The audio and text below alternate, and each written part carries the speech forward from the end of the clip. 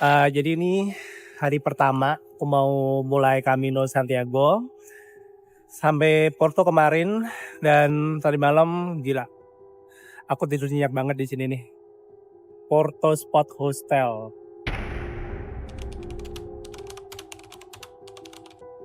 Pada malam itu, seorang pria, sebut saja SPR, mencoba menghubungi rekannya yang bernama Bayu untuk bertemu. Karena beberapa hari sebelumnya, mereka sudah membuat janji temu di suatu tempat untuk membahas sebuah bisnis. Tapi setelah beberapa jam, Bayu tidak membalas pesan singkatnya. Bahkan pesan WhatsApp-nya juga tidak terkirim.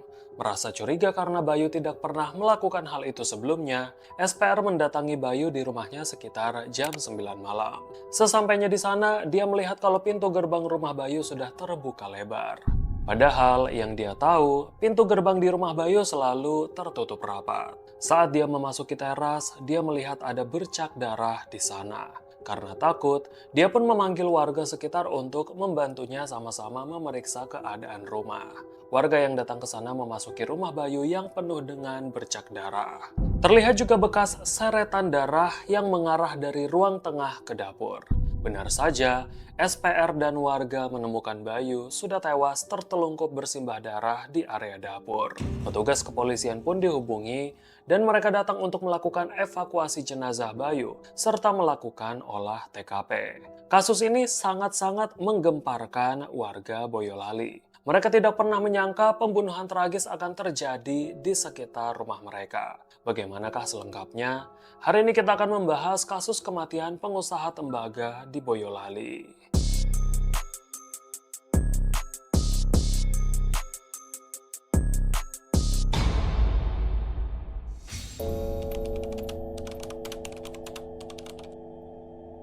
Kasus ini menimpa seorang pria bernama Bayu Handono yang berusia 37 tahun. Bayu tinggal sendirian di rumahnya yang berada di Kampung Kebonso, Kelurahan Pulisan, Kecamatan Boyolali, Kabupaten Boyolali. Dia dikenal sebagai seorang pengusaha pengrajin tembaga dan kuningan sukses yang berada di Desa Tumang, Kecamatan Cepogo, Kabupaten Boyolali. Selain itu, Bayu juga kerap membagikan aktivitasnya sebagai atlet maraton di akun media sosialnya dan sudah mengikuti berbagai acara dan lomba lari maraton di beberapa daerah di Indonesia. Bahkan Bayu juga sering menampilkan momen liburannya di beberapa negara di benua Eropa dan banyak tempat wisata di Indonesia.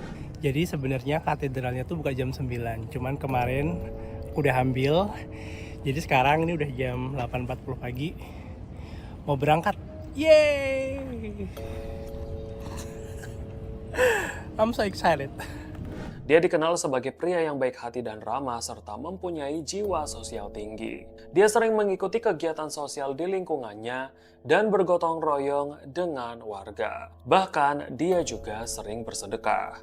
Namun Bayu memang tinggal sendirian di rumah besarnya di desa itu karena orang tuanya berdomisili di Desa Kembang Kuning, Boyolali. Itu sebabnya para tetangga yang sangat mengenal Bayu terkejut mendapati Bayu sudah meninggal dunia karena diduga dibunuh. Terakhir kalinya tetangga melihat Bayu di rumahnya pada hari Rabu tanggal 1 Mei 2024. Dan sejak hari Kamis, Bayu sudah tidak terlihat lagi. Setelah jenazahnya diautopsi, dilaporkan kalau Bayu sudah meninggal dalam waktu kurang lebih 2 kali 24 jam. Yang artinya, Bayu diduga sudah meninggal dunia sekitar 2 hari sebelum dia ditemukan tewas. Polisi pun langsung melakukan penyelidikan atas kasus ini.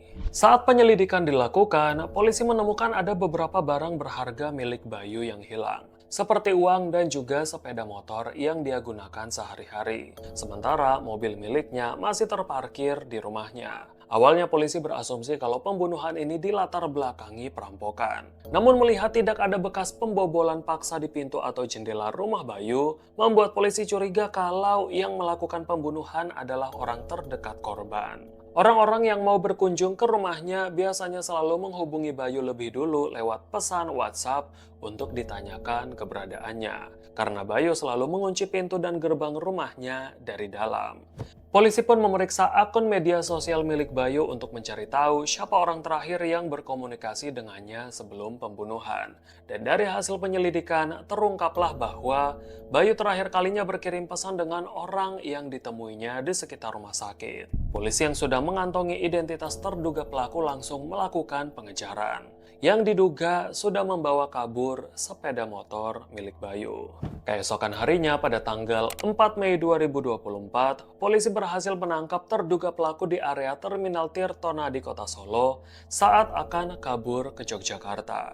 Sebenarnya siapa pelaku ini dan apa hubungannya dengan korban? Alas dasar terjadinya ada pembunuhan bahwa antara korban dan pelaku terlibat hubungan asmara.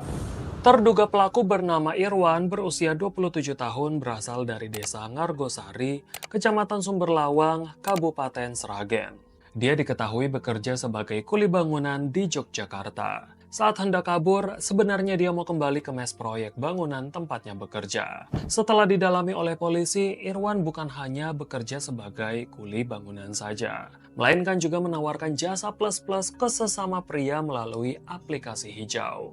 Disinilah Irwan mengakui semuanya pada polisi termasuk hubungan gelapnya dengan Bayu. Dia mengaku berkenalan dengan Bayu pertama kalinya pada bulan Januari 2024 lalu melalui aplikasi hijau. Setelah perkenalan itu, Bayu mengundang Irwan untuk datang ke rumahnya dan menginap di sana. Mereka pun melakukan hubungan layaknya suami istri di rumah itu dengan tarif yang dipasang Irwan sebesar Rp200.000 sekali kencan. Total pertemuan antara Irwan dan Bayu sudah terjadi sebanyak 3 kali dari rentan bulan Januari sampai bulan Maret 2024. Hingga terjadilah pembunuhan itu.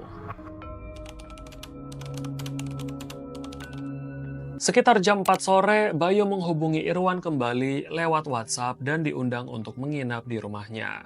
Sebab saat itu Bayu bilang ke Irwan kalau dia kangen padanya. Dalam artian kangen berhubungan badan dengan Irwan. Dia pun setuju dan memesan ojek online untuk bertemu di sekitar salah satu rumah sakit di kota Boyolali. Sesampainya di sana, Bayu pun datang menggunakan motornya untuk menjemput Irwan mengarah ke rumahnya. Saat mereka tiba, Irwan memasuki rumah itu lewat pintu belakang dan berpura-pura untuk ke kamar mandi. Rupanya, dia menyembunyikan celurit yang sudah dia bawa dari tempat tinggalnya di dekat bak penampungan air.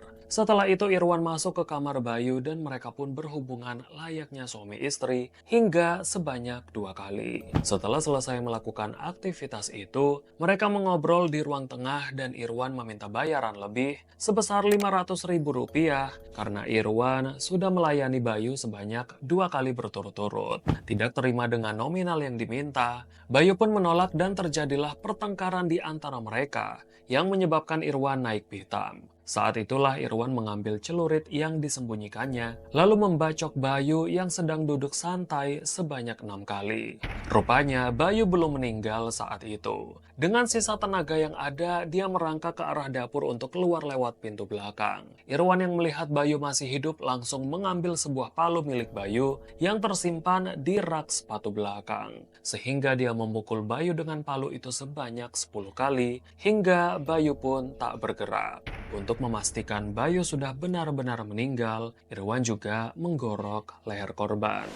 Bayu langsung pergi dari rumah itu dengan mengambil dompet berisi uang sebesar Rp2.050.000, kartu ATM, sebuah jam tangan, sebuah iPhone 12 Pro Max, sepatu, tas, dan sepeda motor Honda PCX milik korban.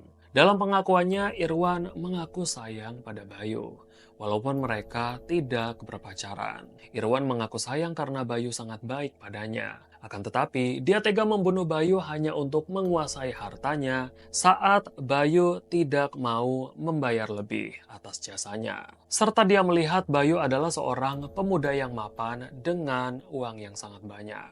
Dari hasil penangkapan Irwan, polisi juga menyita sebuah jaket, celurit, palu, bantal, dan barang lainnya sebagai barang bukti. Dari kasus ini, Irwan akan dihadapkan pada pasal 340 dan atau pasal 338 KUHP dan atau pasal 365 ayat 3 KUHP dengan ancaman hukuman pidana mati atau pidana penjara seumur hidup. Semoga kasus ini bisa menjadi pelajaran baik untuk kita semua karena kasus seperti ini sudah sering kali terjadi dan memakan banyak korban. Jaga diri kalian dan tetaplah waspada karena saya akan menunggu kalian di video selanjutnya dan kita ketemu lagi di sana.